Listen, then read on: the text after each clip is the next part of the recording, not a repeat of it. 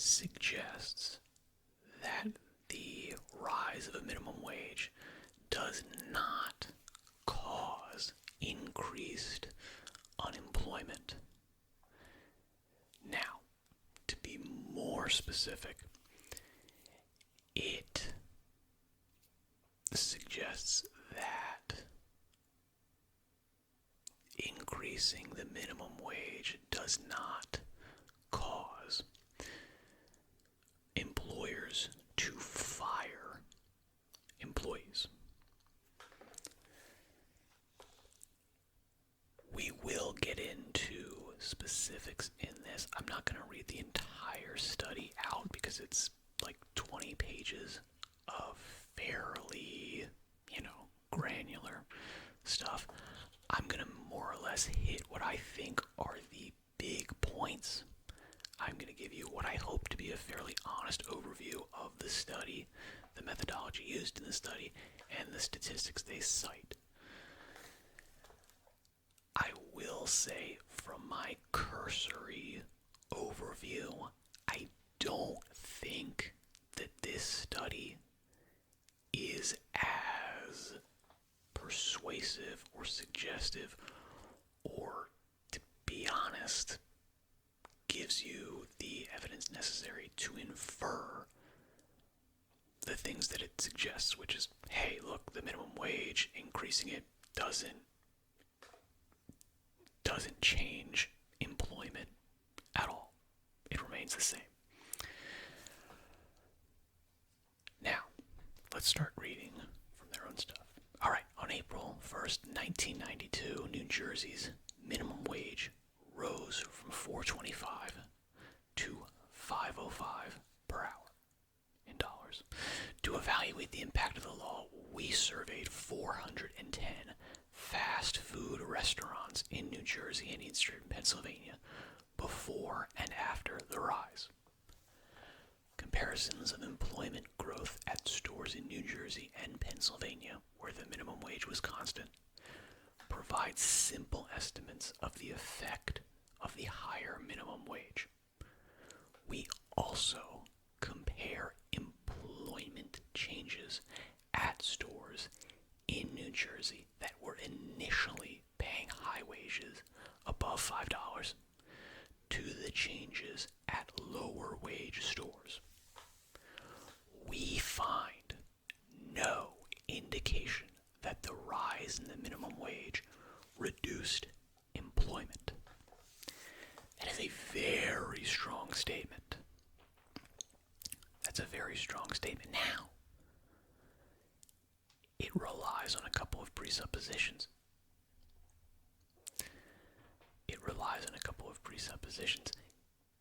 They do not state, although they imply pretty heavily, that this indication that they find in their study is applicable to all businesses, and the rise in a minimum wage would not reduce employment everywhere.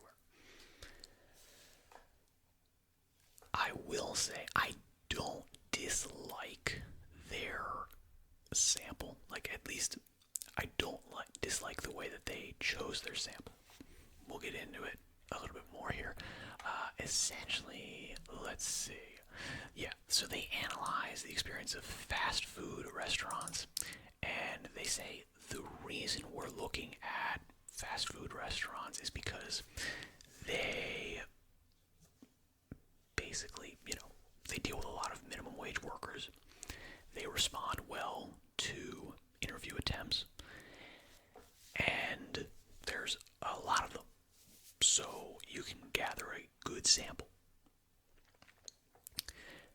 The other point that people like to point to for this study is that this is not necessarily a correlative study.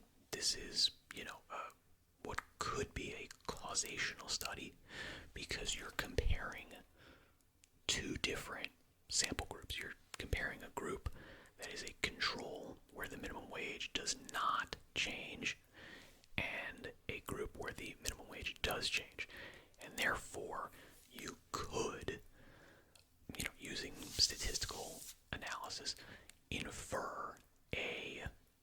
causational relationship between rise in minimum wage, rise in unemployment, or reduction in employment, however they... Again, unemployment is a specific, term that is, used in economics a lot and also used in general, speech colloquially, and they don't mean the same thing. Unemployment specifically means the percentage of the workforce that is not employed but is actively looking for work. So that doesn't necessarily mean all the people that are unemployed, if they're not looking for a job, they are not counted in unemployment numbers. But that's slightly neither here nor there. We shall look through the rest of this stuff. Alright, let's see. How do employers in a low-wage labor market respond to an increase in the minimum wage? The prediction from conventional economic theory is unambiguous. A rise in the minimum wage leads perfectly competitive employers to cut employment. Although studies in the 1970s based on aggregate teenage employment rates usually confirm this prediction, earlier studies based on comparisons of employment at affected and unaffected establishments often did not. E.g., several recent studies that rely on a similar comparative methodology have failed to detect a negative employment effect of higher minimum wages. Analyses of the 1990 to 1991 increases in the federal minimum wage and of an earlier increase in the minimum wage in California find no adverse employment impact. A study of minimum wage floors in Britain reaches a similar conclusion. I guess floors is a minimum wage. I'm not... Okay. This paper presents new evidence on the effect of minimum wages on establishment level employment outcomes. We analyzed the experiences of 410 fast food restaurants in New Jersey and Pennsylvania following the increase in New Jersey's minimum wage from $4.25 to $5.05 per hour. Comparisons of employment, wages, and prices at stores in New Jersey and Pennsylvania before and after the rise offer a simple method for evaluating the effects of the minimum wage. Comparisons within New Jersey between initially high-wage stores, those paying more than the new minimum rate prior to its effective date, and other stores provide an alternative estimate of the impact of the new law. In addition to the simplicity of our empirical methodology, several other features of the New Jersey law and our data set are also significant. First, the rise in the minimum wage occurred during a recession. The increase had been legislated 2 years earlier when the state economy was relatively healthy. By the time of the actual increase, the unemployment rate in New Jersey had risen substantially, and a last-minute political action almost succeeded in reducing the minimum wage increase. It is unlikely that the effects of the higher minimum wage were obscured by a rising tide of general economic conditions. Second, New Jersey is a relatively small state with an economy that is closely linked to nearby states. We believe that a control group of fast food stores in eastern Pennsylvania forms a natural basis for comparison with the experiences of restaurants in New Jersey. Wage variation across stores in New Jersey, however, allows us to compare the experiences of high-wage and low-wage stores within New Jersey and to test the validity of the Pennsylvania control group. Moreover, since seasonal patterns of employment are similar in New Jersey and eastern Pennsylvania, as well as across high and low-wage stores within New Jersey, our comparative methodology effectively differences out any seasonal employment effects. All fair so far. Third, we successfully followed nearly 100% of stores from a first wave of interviews conducted just before the rise in the minimum wage to a second wave conducted 7 to 8 months after, in November and December 1992. We have complete information on store closings and take account of employment changes at the closed store in our analyses. We therefore measure the overall effect of the minimum wage on average employment, and not simply its effect on surviving establishments. Our analysis of employment trends at stores that were open for business before the increase in the minimum wage ignores any potential effect of minimum wages on the rate of new store openings. Our analysis of employment trends at stores that were open for business before the increase in minimum wage. Alright, to assess the likely magnitude of this effect, we relate state-specific growth rates in the number of McDonald's fast food outlets 1986 and 1991 to measures of the relative minimum wage in each state. All right. The law here, I don't think the law is important, although I will mention the fact that this minimum wage increase was legislated 2 years before and then took 2 years to go in. They are basically saying, hey, look, we got information right before the rise in the minimum wage and then afterwards. That is potentially an issue. It's not one that they could really actually account for because they didn't know if this law was going to get passed. They didn't, they couldn't really have planned for this. But I will say it is a bit of an issue because the stores would have known that the rate was increasing and could have already made employment cuts before the change in preparation. Like they could have graphed out, hey, my costs are going to increase by, 75 cents, and therefore made cuts beforehand rather than, getting hit with the increased costs later. That's a possibility. I just want to believe that as a, as just a note. It's not something they could have controlled. There's nothing they could have done about this unless they had done it, 2 years before when this law was just being asked about, and they could have pulled places then. That's not realistic. I suppose there could have been,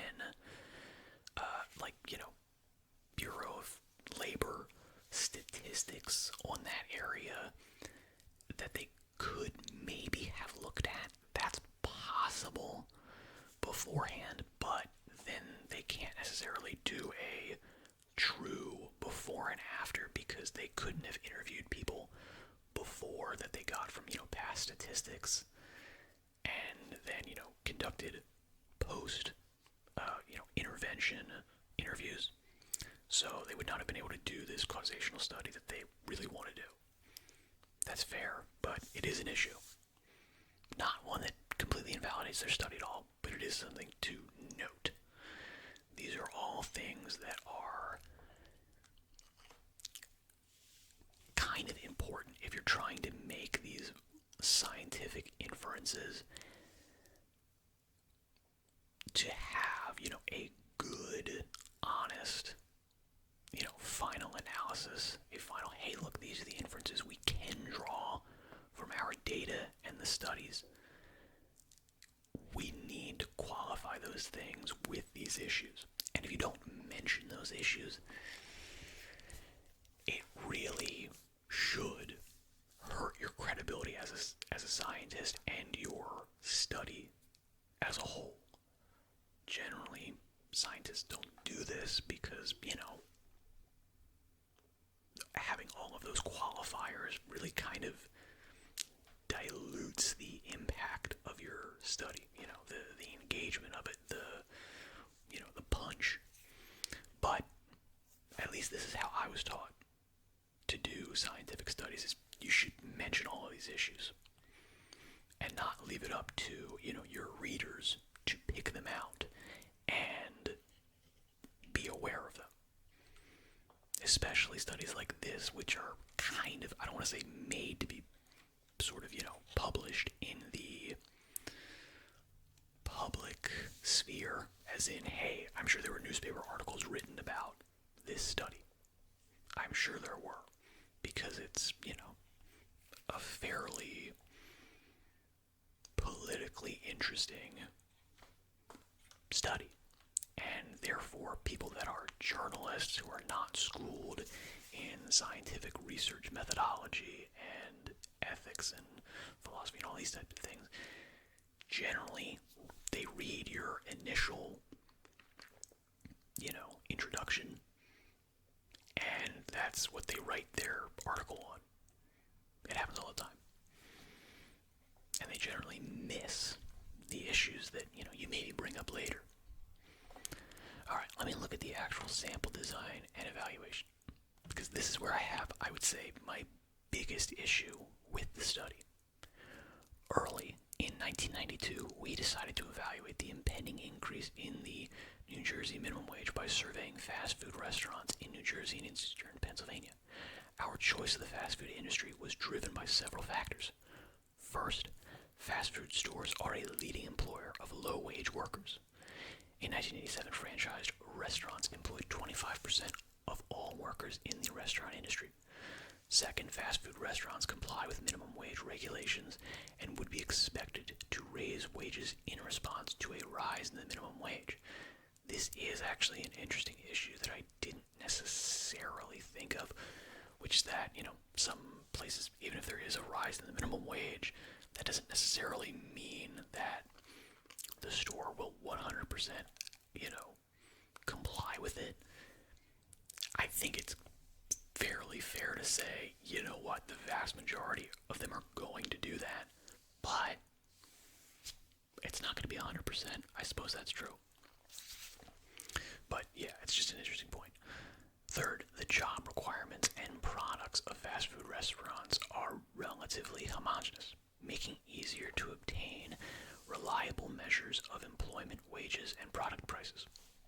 Yep, okay. The absence of tips greatly simplifies the measurement of wages in the industry. Fourth, it is relatively easy to construct a sample frame of franchised restaurants. Finally, past experience suggested that fast food restaurants have high response rates to telephone surveys. Based on these considerations, we constructed a sample frame of fast food restaurants in New Jersey and Eastern Pennsylvania from the Burger King, KFC, Wendy's, and Roy Rogers chains.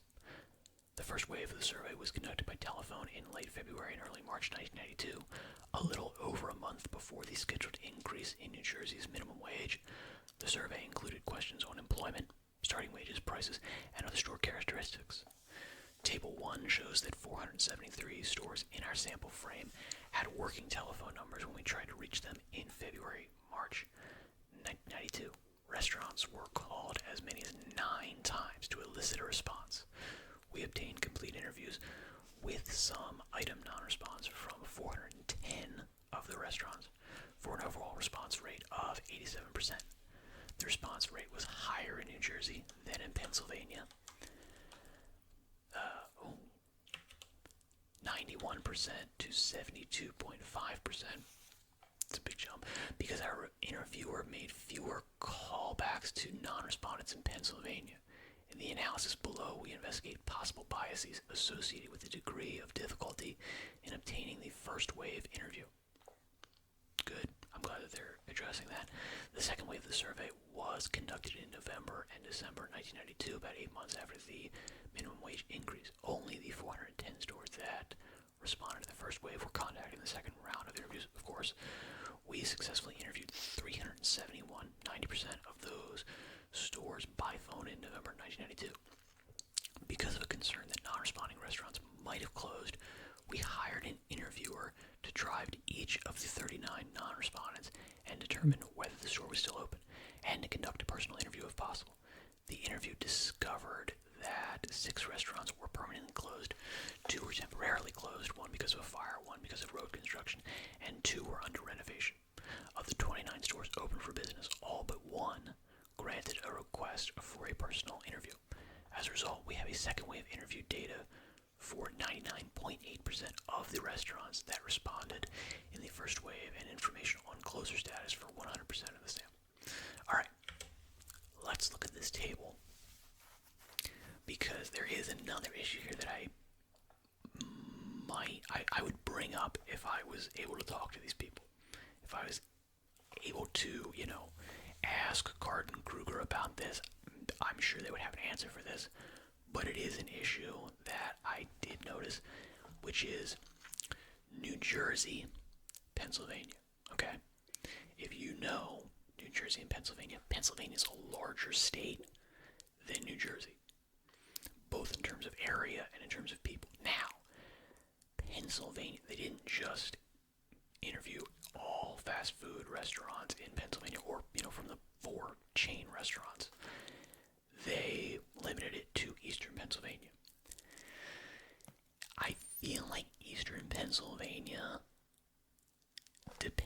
on, what chunk of the map they sliced out, is still going to be probably as populous, if not more populous, than New Jersey. I could be wrong. But, you've got all of Philadelphia, you've got, the same number of people who are, like New York workers who commute from Pennsylvania to New York that you probably would in New Jersey.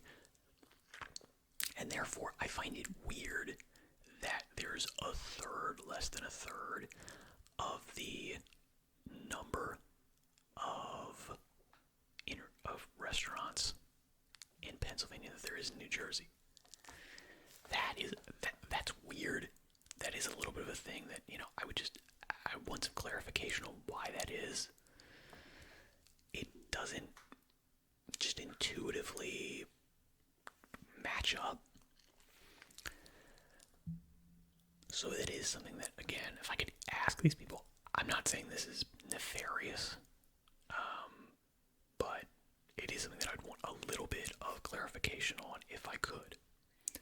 That being said, given, the data as is, looking at the sample size, 330 to 79, which is really, the only one that you can actually use here, is that a large enough sample size to accurately, statistically analyze these things and to confidently say we have, enough data to determine this thing? It's not as big as I would like. I would prefer a bigger sample size, as you always would, but I think it's probably okay. I don't have a huge problem with it. The sample size of 79 in Pennsylvania is really my only sticking point. This is kind of the only thing that I'm like, that is a potential statistical weakness that you're not necessarily able to draw as strong of an inference as you would like to from 79 restaurants. I don't completely knock it. It's not small enough that I would say this study is completely unusable. It's not, but it is something that I would be more hesitant to draw a super strong conclusion from. The big jump here between the two is also something that, again, they say they address it, and again, this is kind of an issue. But let me get to my biggest issue of this study. Burger King, KFC, Wendy's, and Roy Rogers chains. This is, if you come away from this with nothing else, this is the main issue with this study, and this is the main issue that I would say, for me, this is why this does not change my mind on the minimum wage. A minimum wage increase for a national, in a couple of these cases, I'm pretty sure international, fast food corporations. The fact that those are the only fast food restaurants included in the sample, and I should say, these are the, that is the only sample that you're drawing from, is large international fast food chains. That means that this data, if you're being honest, can only be applied to make inferences about the minimum wage in regards to large international fast food chains. They have an entirely different setup to a fast food restaurant that is run by non-mega corporations. Okay? If I have 2 fast food burger stands, my overhead, my margins are going to be significantly different from Burger King. Okay? That is where most people will, in all honesty, that's where the move in employment is going to be if you increase the minimum wage.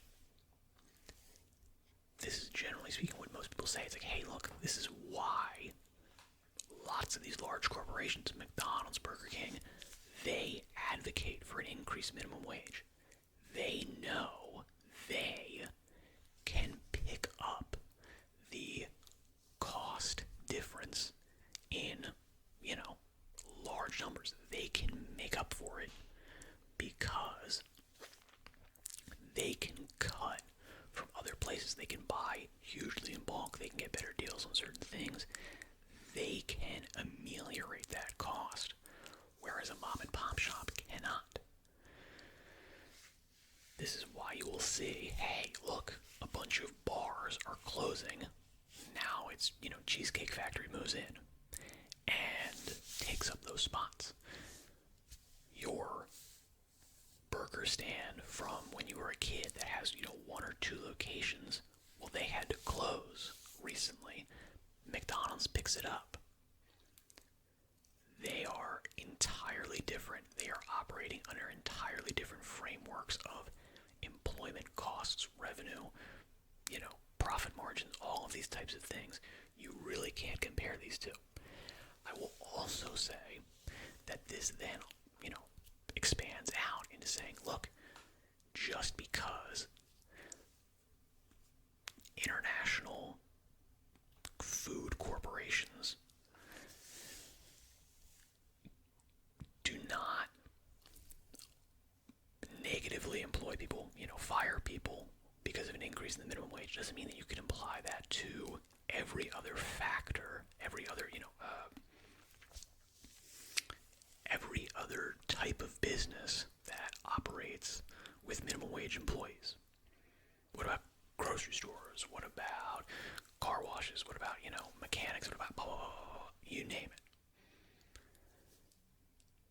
Just because McDonald's doesn't fire people because it went from $4.25 to $5.05 or $10 to $15 or $15 to $20 doesn't mean that the, local pizza place is going to be able to survive with the same number of employees. It absolutely does not. And this is where, and again, I will say, to be perfectly honest, that to me is the death knell of this as a representative causational study that can honestly, accurately say that the increase in the minimum wage, we find no evidence to support this. Well, I understand that, and that's probably true, and you're not being dishonest, but you did look at only the people that are the least likely to be affected by it, while still technically being affected by it. This is the issue with statistics. Determining your sample size, or determining where you're drawing your sample from, can give you wildly, radically different answers from your statistical analysis. A good example of this would be, hey, what did all the polls say before 2016? Did they say that Hillary Clinton was going to win? Those are statistics. I don't think that people making those statistics punched a wrong button on their calculator. I think they missampled, and that gave them inaccurate information to draw conclusions from. The fact that they then drew conclusions from that data, and that their results then did not line up with reality, shows the weakness, potentially, of doing these types of things. And even when they're done perfectly correctly, they're still limited. We can't always make super, super strong, confident claims as much as we would like to.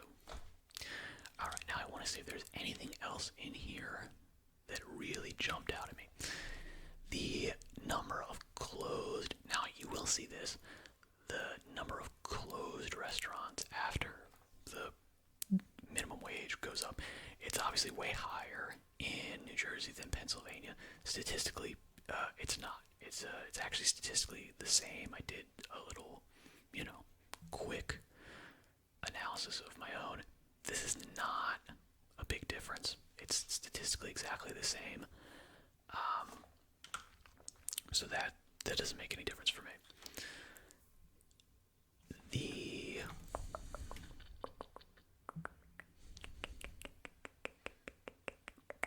Yeah, so in the comments, I'm imagining there's going to be some people that, disagree with this. The fact that they only sampled from these 4 fast food large corporations doesn't make a difference. Yeah, please point out other issues here. The fact that some of these, again, large corporations were company owned and some of them were franchise owned by individuals, that doesn't actually change massively the profit margins because they're still buying their stuff from Burger King. They're still getting, all of that stuff is still the same.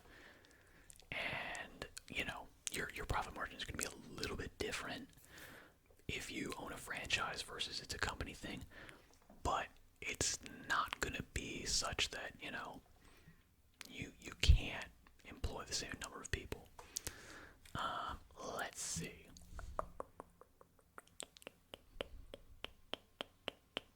Alright, FTE employment, full-time employment, percentage full-time employees, starting wage. Interesting. Okay. That is the same.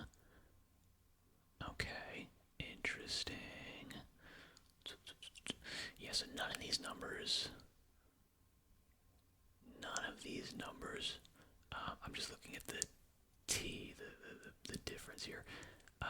None of these numbers look big enough to be any kind of huge difference here. Except for this, which is obviously bigger because, the starting wage, none of them have that number anymore because they can't. So, I don't know.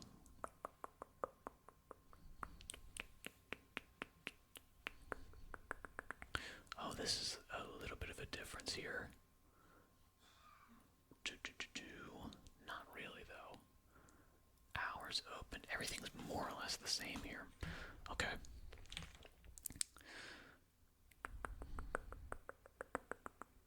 Starting wages. Sure. Wage range. Okay.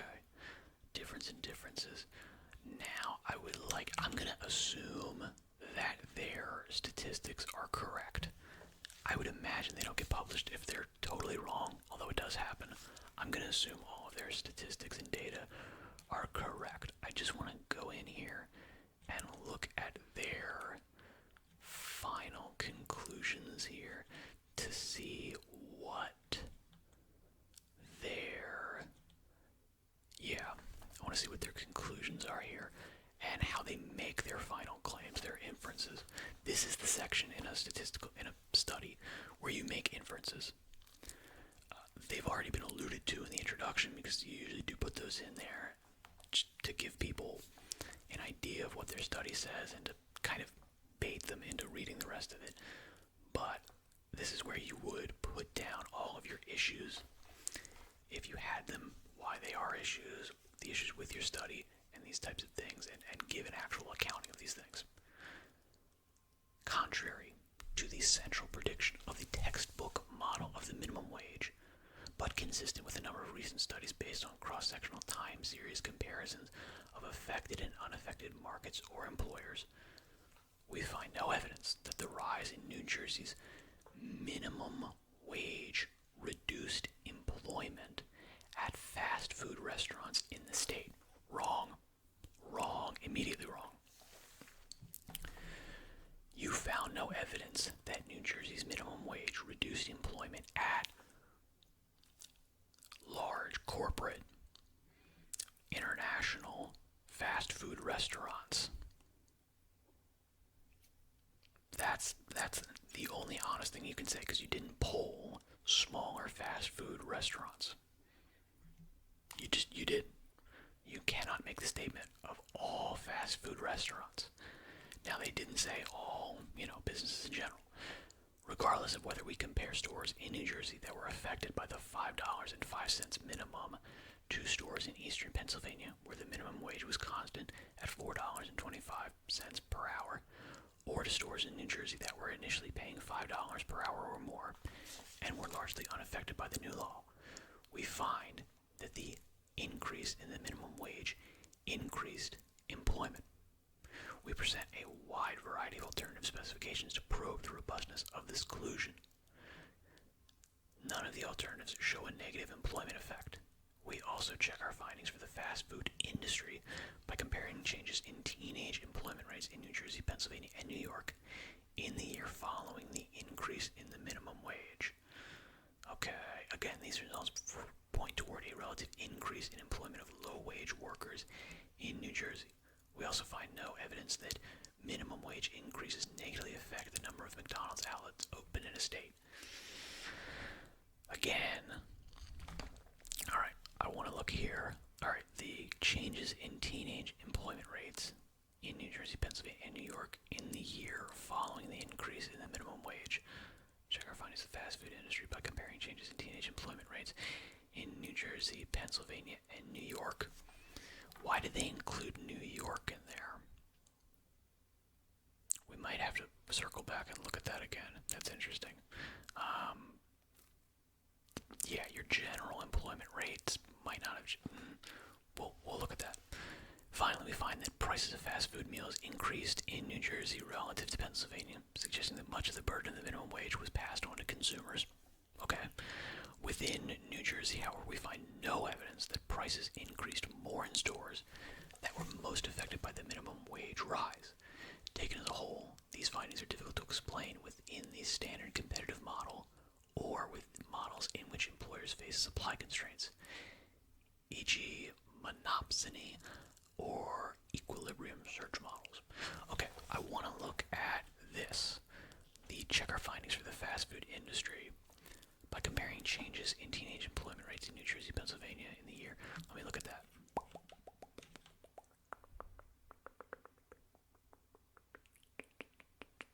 That's McDonald's. Price of a full meal. I didn't see anything.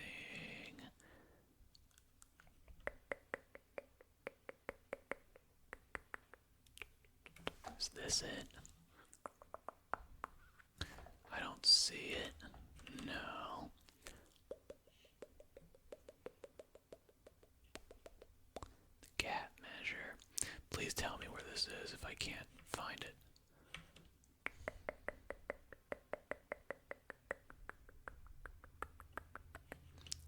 Yeah. I'm just looking at tables here. Okay. Gap. I might actually have to just do... Yeah, this is the issue with doing things in real time. You miss these types of things. Well, you watch me searching through things.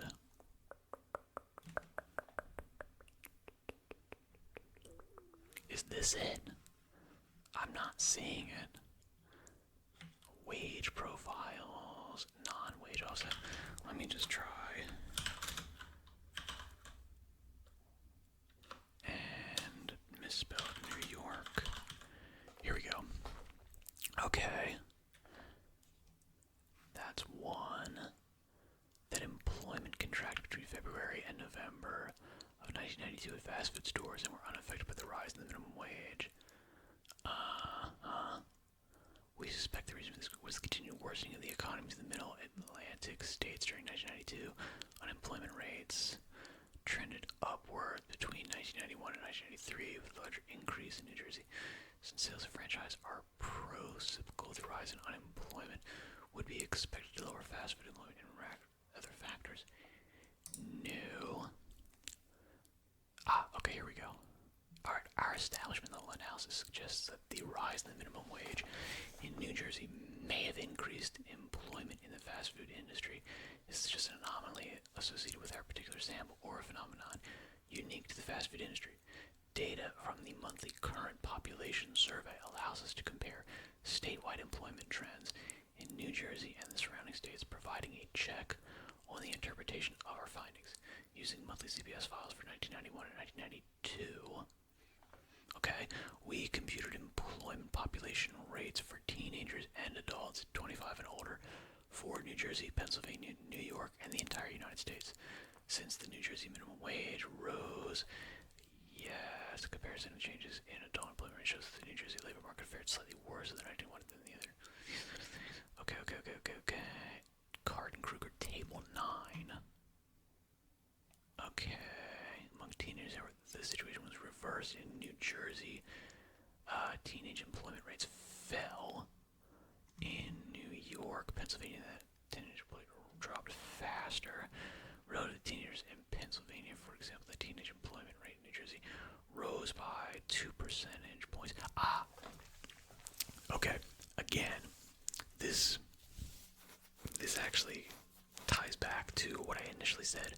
Employment and unemployment, they're specific terms in economics.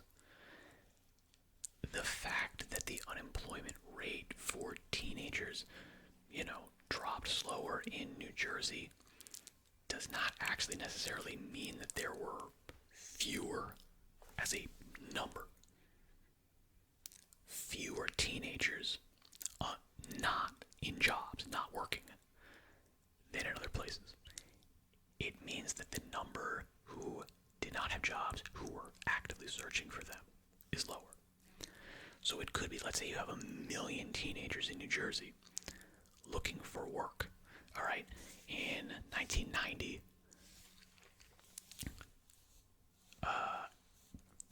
10,000 of them do not have jobs, and let's say 9,000 of them were actively trying to find a job. You have I'm just going to say 9% unemployment rate. My numbers are wrong, but the concept is correct. Now let's say you have 20,000 in 1992 teenagers that do not have jobs, but only 8,000 of them are actively trying to find a job. You've got way fewer employed teenagers.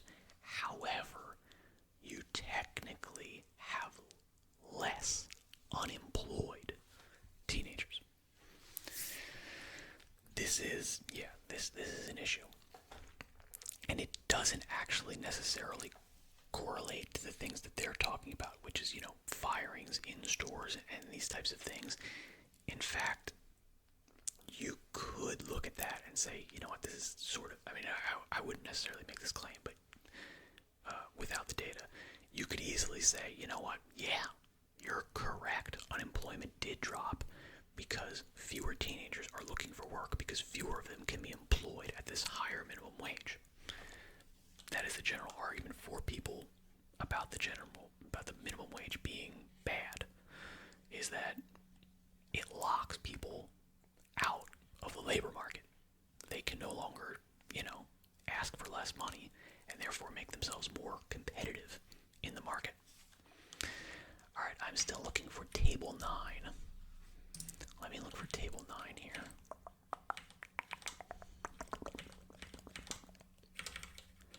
Okay, I'm seeing, this says table 9, 31. All right, the employment rate of individuals. This says table 9. Why is table 9 not in here? Table 9 is supposed to be the thing that tells them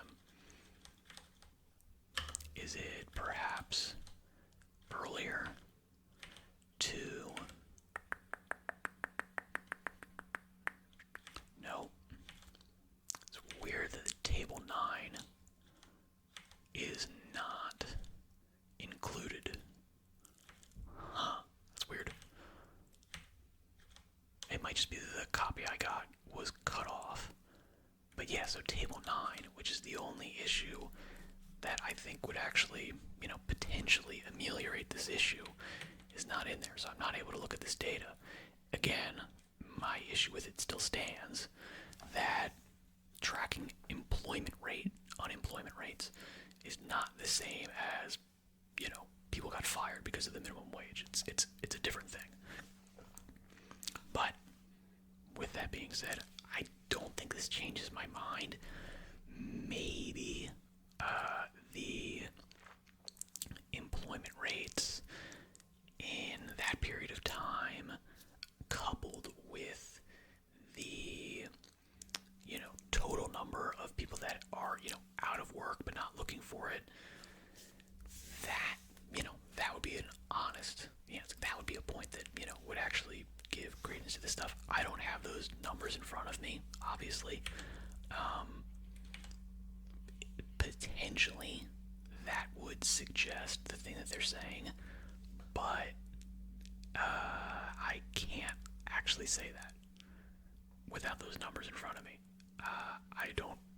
I can't find them right now. I'm recording a video. If you want to put them in the comments, if you want to link me to some stuff, I'm happy to make a follow-up to this. With that being said, did this change your mind? Do you like this kind of content? Do you want to see me do more of this stuff? I'm happy to do it. This is kind of my wheelhouse, looking, reading studies. Good luck in all your endeavors. Thank you for your time and attention, and I shall say goodbye.